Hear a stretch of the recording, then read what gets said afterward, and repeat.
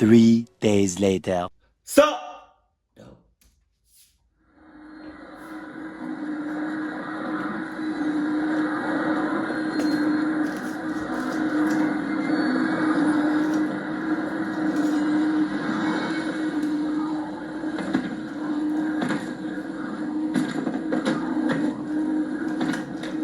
What?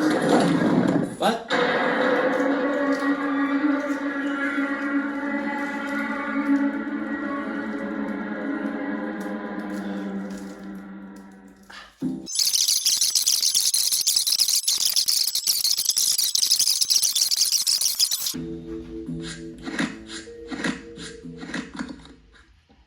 You are not that convincing. Well, I do not want to play that game at all. My name is Caleb Hudson. My YouTube channel is Hudson Hornet. The following is a true experience that I will never forget. All right. For some backstory, this happened in 2015. I live in South Carolina. I've always been a fan of horror movies and being creeped out. The thrill was almost addicting to me back then. My wife would make fun of me because whenever that creepy feeling came over me, my eyes would instinctively begin to water. Being military, I've seen all the ugly and depraved things that humans are capable of, and I've never given much thought to the notion of the Native American creatures known as skinwalkers. Having zero experience with the native tribes, and being unaware of stories surrounding these creatures, I would have never imagined that something like that could exist in my world. I have since changed my thinking on this, and I no longer have any doubt in my mind that they are out there. By sharing my experience, I hope I can open your mind and inform you that not every encounter ends with immediate death or bloodshed. Hopefully by listening to my story. Yeah, it does. I just realized there's an M on this. I think it's, or it's an E or an M. I don't know. It's at the bottom of this. Can you see that? It's on this one? No. It's on this one? Oh, no. Oh, wow. Move. All right. He said, not every encounter ends with an immediate death. I beg to differ. You either, and I mean, depending on the encounter, you will die. It's just how you die. You know, you can physically die. You can mentally die. You can spiritually die. You could die.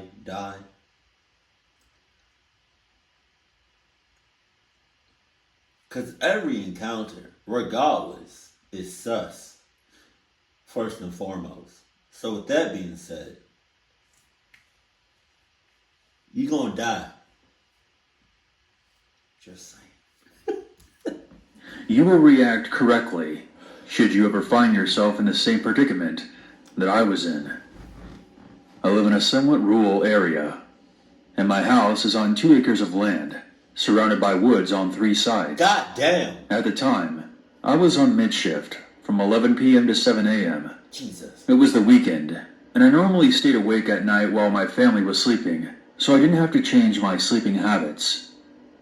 I was outside working on my truck, so that the house would be quiet for all those sleeping.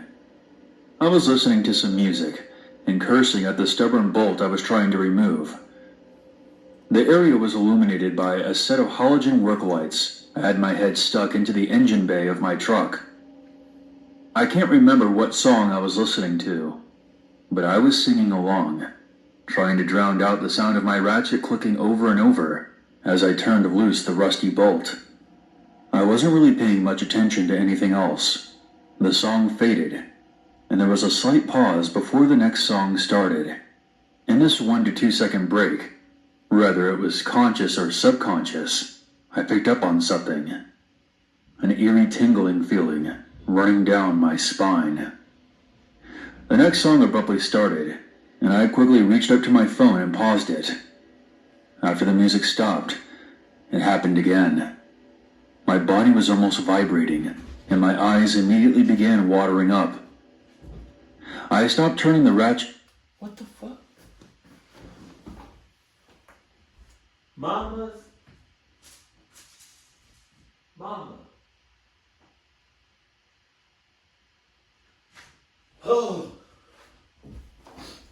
I know that was Mama's because I don't know if y'all heard it, but like she likes to like climb on shit, and she got nails, so I can hear. But hey, Mama. So when I looked over here, I saw her. Like for a split second, I saw her dash. She now around my ass. She likes to climb on shit and hop on stuff and climb stuff. Cause I think she was just trying to climb the door.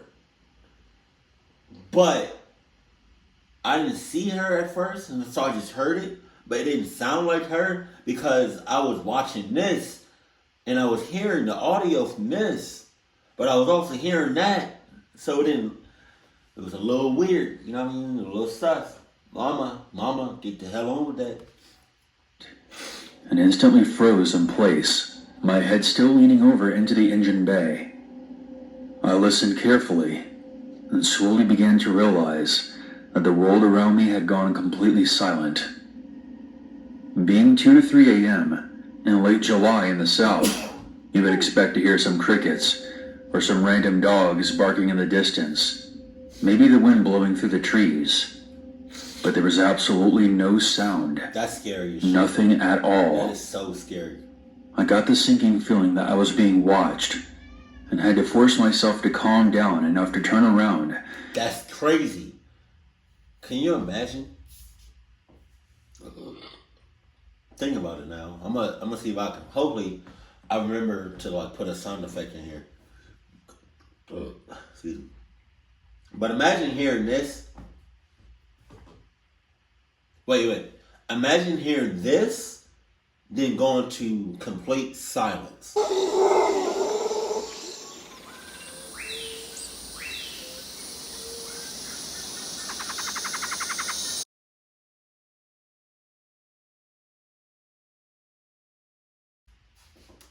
And confront whatever it could be. I raised my head and I slowly turned, gazing into the utter darkness. I sighed with relief to know that no one was behind me, but that icy feeling and the deafening silence was still there. I had to convince myself that it was all in my head, but I had to look for some type of explanation for what I was experiencing. My work lights made it impossible for me to see anything in the darkness behind them. I grabbed a smaller handheld work light from my tool bag and switched it on to scan the tree line. My eyes were hyper-focused on the beam as I scanned back and forth. I then saw it. Something was looming among the trees. My light reflected a pair of piercing yellow eyes. Startled, I froze again, unable to completely understand what I was looking at. The light in my hand was too weak to make out anything else. Without taking a step or averting my eyes off the ominous eyes, I reached my hand out to my work lights and slowly spun them around. I tried not to blink and held my breath until the beams of light landed on the bush. It revealed the dog sitting behind the bush. I let out a frustrated sigh at the thought of how stupid I was to have been frozen in fear by some random dog. Seeing random dogs in the woods or prowling around your yard is really common in the South. Collar and leash laws are lax in rural areas, meaning that dogs are free to roam at their will. I called out to it, whistling and gesturing for it to go away. The dog didn't move. Confused, my eyes focused on the dog's details. That was when I noticed its abnormal size. It was huge. Sitting behind the bush, I knew that it was at least 4 feet tall. Jesus. It was tall enough for me to see its head, neck, and most of its chest. Wait a minute. 4 feet tall. Are you talking about on all fours? Standing 4 feet tall? Or standing on his high?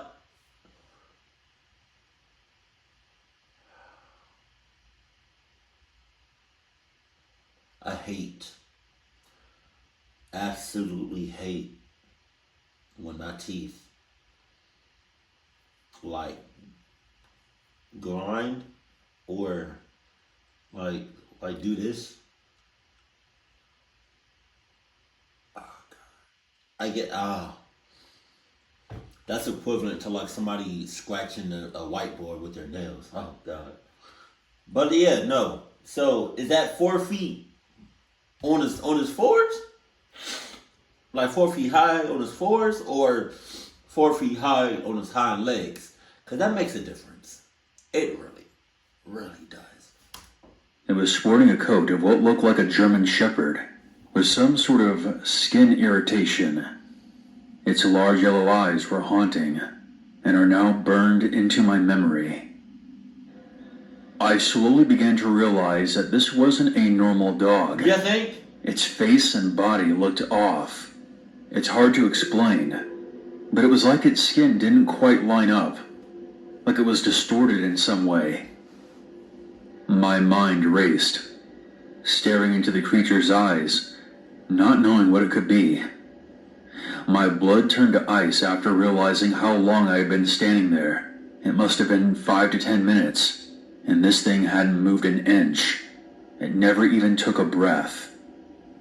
I never saw its tail. To be honest, I don't even know if there was one. My mind spun as my heart rate elevated, and my skin began to crawl.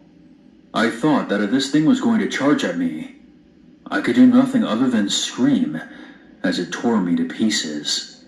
I knew that no one was around me, and no one would know what happened to me or what terror I experienced in my last moments.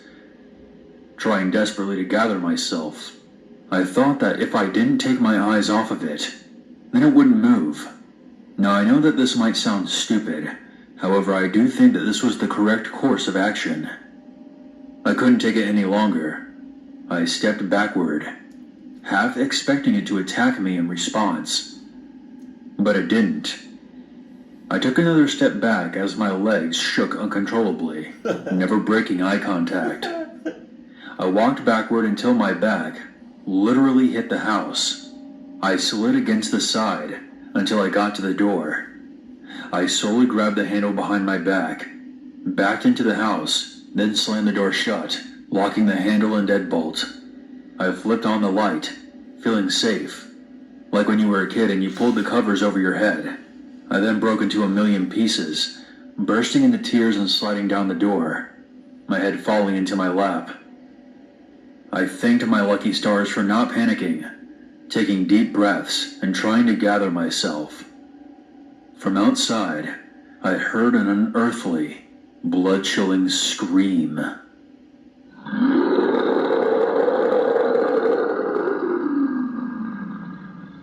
My ass. I ran to every door and window in my house, ensuring that everything was shut and locked. My mind was at its breaking point, and I could no longer process anything. I spent the rest of that night sitting in the living room away from the windows, with every light on. I now know that what I saw in the forest that night was a skinwalker. There's no doubt in my mind. I told my wife and my close friend what happened, but I've read that just by talking about them to people you know creates an atmosphere of fear, which will draw them in, so I don't mention or discuss it anymore. It's been years since that night, but every time I go outside after sunset, I can't help but scan the tree line with my flashlight, ever vigilant, but hoping that I never see that thing again. I still live in that same house to this day. If you take nothing else away from my story, know this. 1. Without a doubt, there are things out there that we humans do not understand. And 2, always trust your gut instinct when it tells you that danger is near. And 3, if you see them, stay calm. Do not speak. Breathe slowly. Carefully back away, and never take your eyes off of it.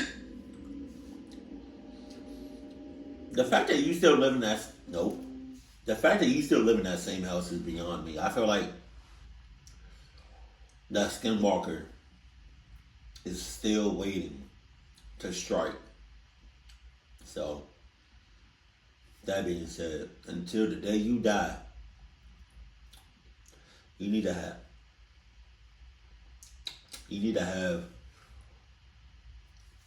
both eyes open. Don't go to sleep whatsoever. Get some Starbucks, some energy drinks, some 5-hour energy, some Prime. You need to do whatever you need to stay awake until the day you die. Because it's only a matter of time before that thing strikes. I grew up in a small coal mining town in Kentucky. During the early 90s, the town fell on hard times when the coal mine shut down. The coal mine was what kept this town running, and after it closed, a lot of people that lived there moved away, leaving entire blocks of vacant, empty houses. By the late 90s, the place had become a ghost town. My family, along with a handful of others, were the only ones left.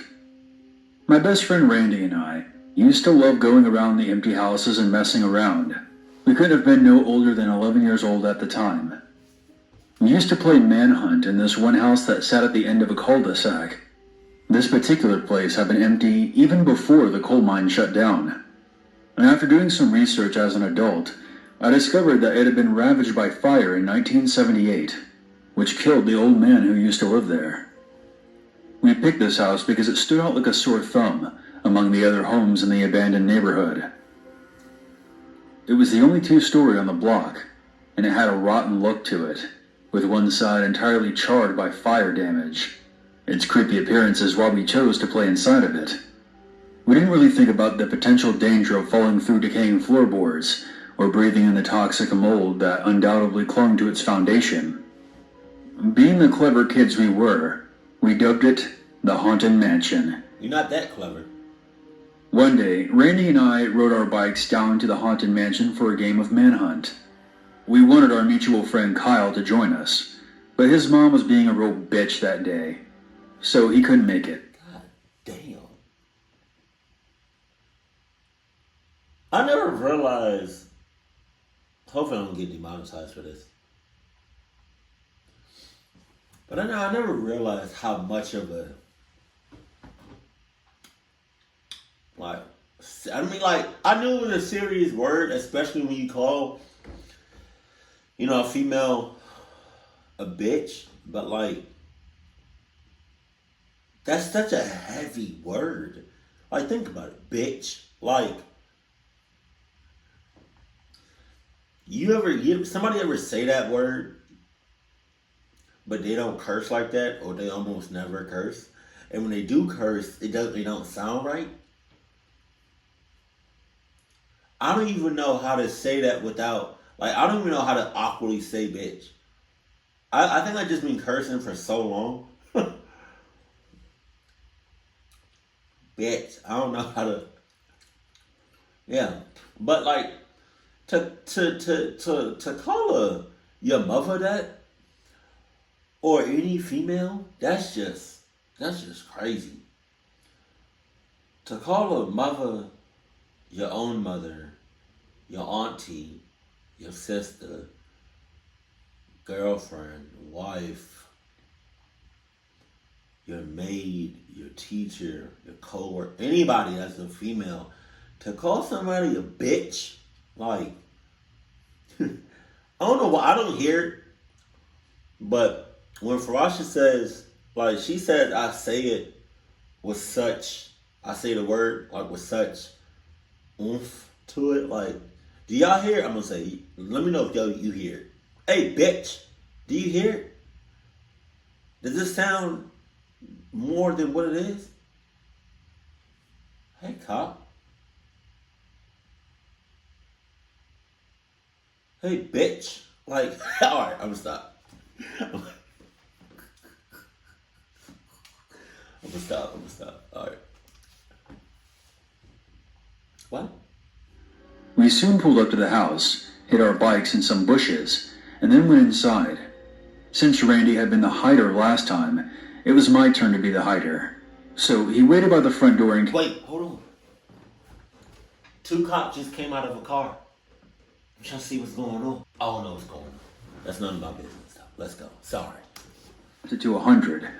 Well, I went to go find a hiding spot. I chose to hide in the basement. What? The basement was a very dark area, that reeked of mildew and rotten wood.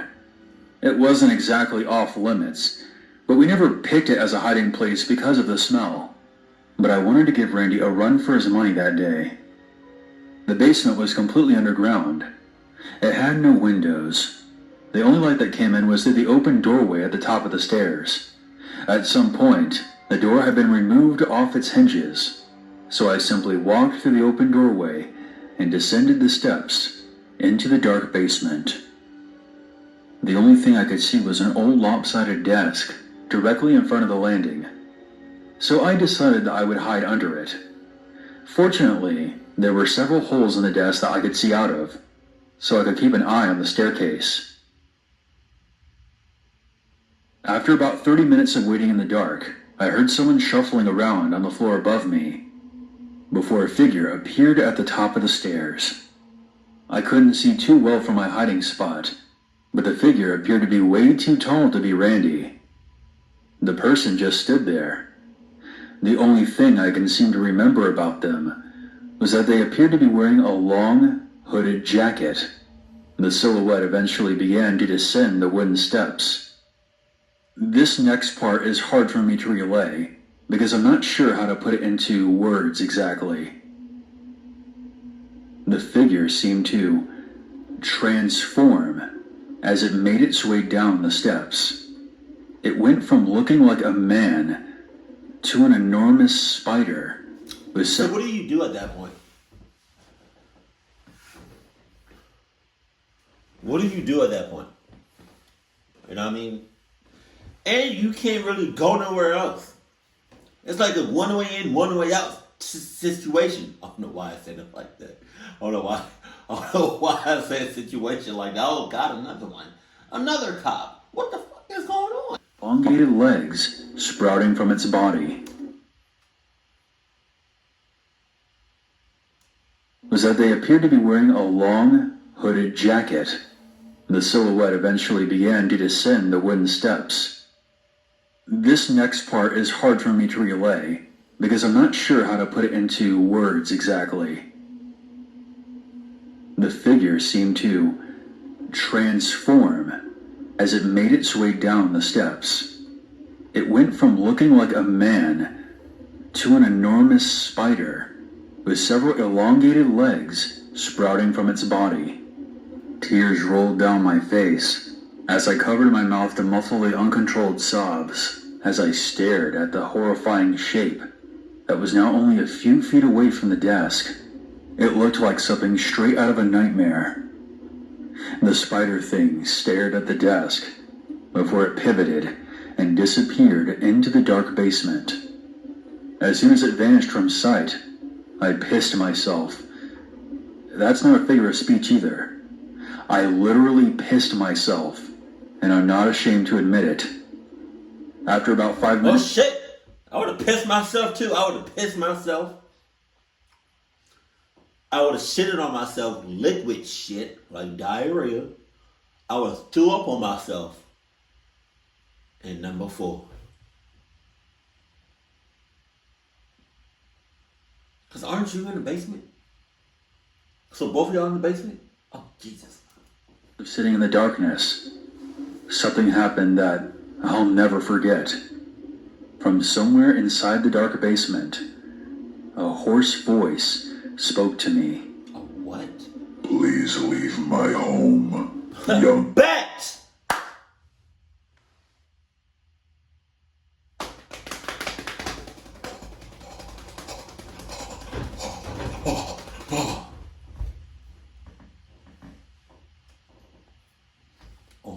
On me. Man. I ran out of there as fast as I could. Within seconds, I exited the front door to see Randy on his bike, smirking at me. Ha! I knew you were down in the basement. No way was I going down there so you could jump out and scare me. Hey, did you piss yourself? I didn't say a word to him.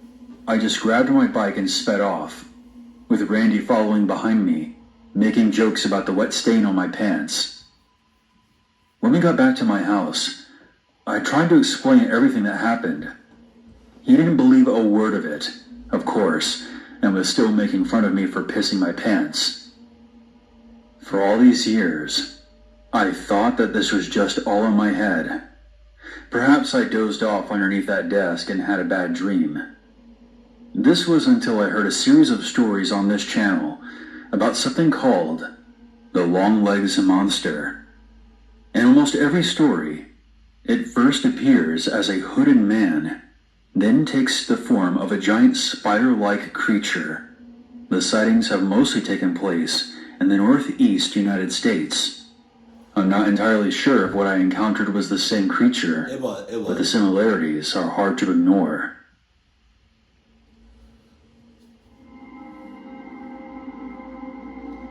This event took place a couple of years ago, and is downright the most horrific experience of my life.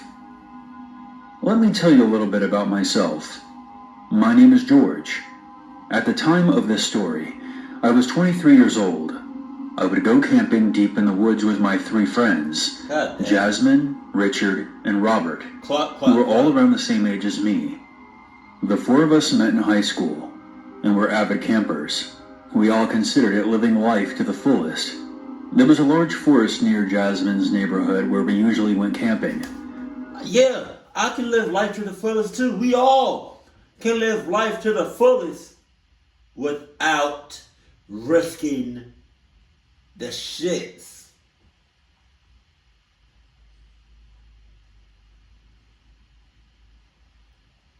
You know? You don't gotta go 5 miles times 5 miles, so you 10 miles deep in the woods. You know what I mean? You don't gotta go swimming with the sharks, the killer dolphins, to live life to the fullest. You can watch my videos. You know, you could see Niagara Falls. You could see that big ass bean, but it's a marble and it's reflective.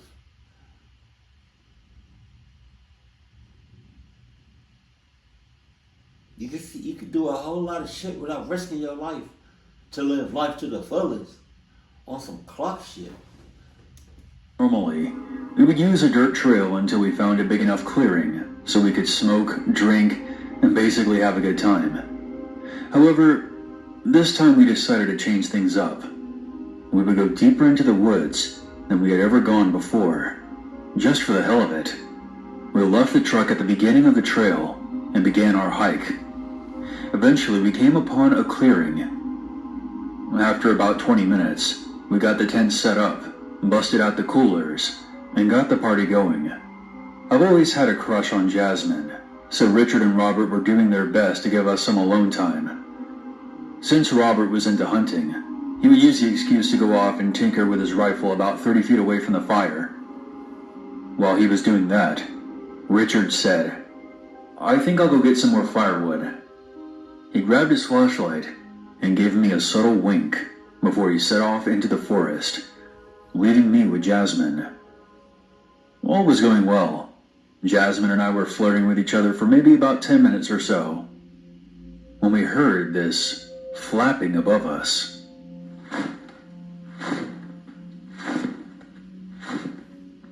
What the hell was that? Don't worry, it was probably a hawk or something. Are you sure? That sounded way too big to be a hawk. I'm sure it's fine. Robert says that large birds are common around these parts. After explaining this to Jasmine, she calmed down. This was short-lived, however, when the 3 of us heard a blood-curdling scream coming from the forest in the direction that Richard ventured off to. Nope, you got all that. Robert and I jumped up, while Jasmine let out a small yelp. Robert quickly loaded his gun, and then tossed me a baseball bat. We told Jasmine to return to the truck, and the 2 of us then sprinted toward where we heard the scream. We slowed our pace when we saw shreds of Richard's blue shirt, which were now stained by fresh blood. We continued forward quietly, Robert leading with his rifle, and me following behind with the bat ready. After a couple of minutes, we started to hear a repulsive chomping sound, like someone was tearing into a piece of meat. We had our flashlights pointed in front of us, but saw nothing. As we continued, the sound became louder and louder. I then realized the sound wasn't in front of us. It was above us. Jesus. Robert and I looked at each other. The same thing had also occurred to him. He slowly aimed his light upward, and I nearly pissed myself at what the beam of light revealed. What looked like the biggest owl I had ever seen, standing at least 6 feet tall, Damn! was perched on a branch. Its feathers appeared to be gray and black in color. It had large talons wrapping around the thick branch it was on. Immediately after Robert illuminated the creature, it spun around. We then realized 2 things. This thing was not an owl, at least not completely. Its face was almost human-like. It was covered in smooth feathers and had Do pointed... you know how creepy that is? Do you know how scary as hell that is? Picture an owl. Owl. Owl. Owl. Owl. With a human face. ears with a pair of massive eyes. Its nose was a strange amalgamation between a beak and a human nose, with a regular mouth underneath. In other words, it appeared to be a hybrid between a man and an owl. The second thing we noticed was that its mouth was covered in blood. Richard's blood. The giant owl then revealed another set of hand-like talons attached to arms above its wings. One of them was holding intestines. What was left of Richard's body was behind it. This thing glared at us with its piercing eyes. Robert was so awestruck that he didn't even raise his rifle. He was completely paralyzed with fear. After what felt like an eternity, it suddenly dropped the intestines, which landed with a splat. It then opened its massive wingspan and swooped down at us. Robert and I instinctively ducked down. "Shit! Go! Go!" Robert shouted. We didn't waste any time. We hauled ass back to the truck, all while hearing the flapping of giant wings above us. Once we got there, we quickly got in and floored it out of there, leaving our stuff behind. What is it? What's wrong? Wait, where's Richard?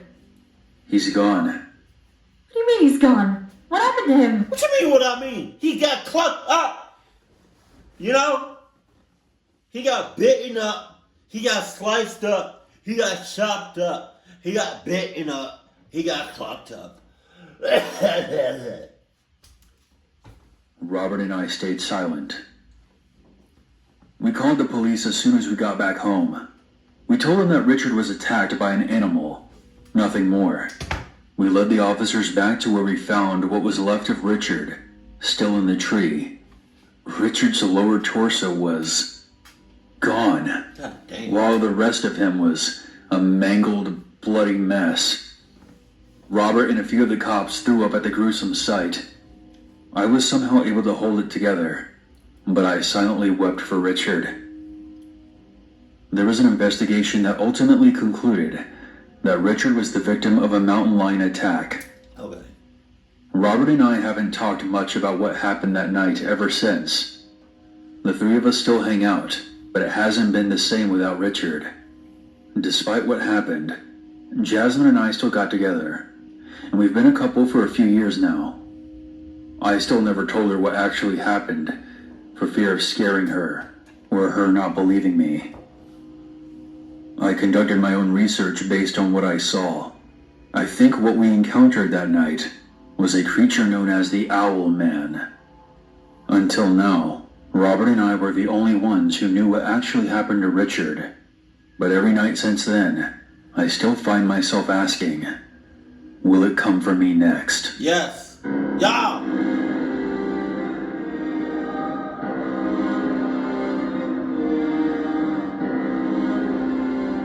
What is this music? Oh.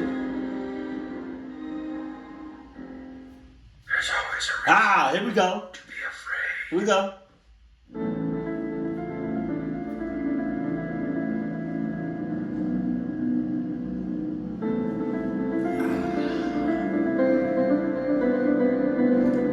Was it?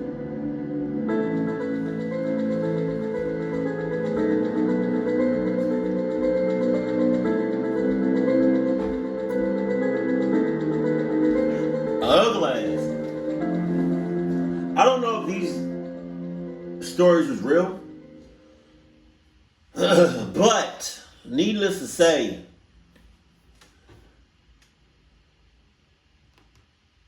you know, what's his name? Bernie Mac once said, I don't believe shit until shit happens.